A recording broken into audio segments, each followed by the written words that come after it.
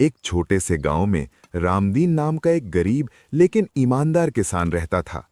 वो हर रोज सुबह सुबह उठकर अपने खेत में मेहनत करता और सब्जियां उगाता था। इस बार उसने अपने खेत में टमाटर और मिर्च की फसल लगाई थी। उसकी मेहनत से पौधे हरे भरे हो रहे थे और उसे उम्मीद थी कि इस बार घर की हालत थोड़ी सुधर जाएगी। लेकिन उसी गांव के पास एक लालची जादूगर रहता था। वो अपने खेत में बड़े बड़े फल उगाने के लिए काले जादू का सहारा लेता था। उसे रामदीन की अच्छी फसल देखकर जलन होने लगी। एक रात वो चुपके से किसान के खेत में आया और जादू से सारे पौधों को सुखा दिया। सुबह जब रामदीन खेत पहुंचा तो उसने देखा कि उसके सारे पौधे मुरझा चुके हैं। उसकी आंखों से आंसू बहने लगे।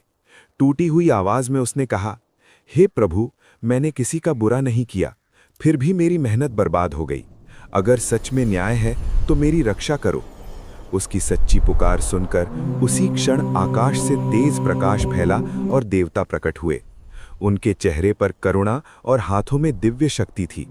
उन्होंने कहा, डरो मत, सच्चाई कभी हारती नहीं। उसी समय जादूगर फिर से खेत में आया ताकि बची कुछ फसल भी नष्ट कर दे। देवता ने अपनी शक्ति से उसके जादू को नष्ट कर दिया। जादूगर का घमंड चूर चूर हो गया और वो डर कर गांव छोड़कर भाग गया। कुछ ही पलों में रामदीन के सूखे पौधे फिर से हरे हो गए। खेत में नई जान आ गई। देवता ने किसान से कहा, याद रखना, मेहनत और सच्चाई के साथ जो खड़ा रहता है उसकी रक्षा स्वयं ईश्वर करते हैं। रामदीन ने हाथ जोड़कर धन्यवाद किया। उस दिन के बाद गांव में कोई भी गलत काम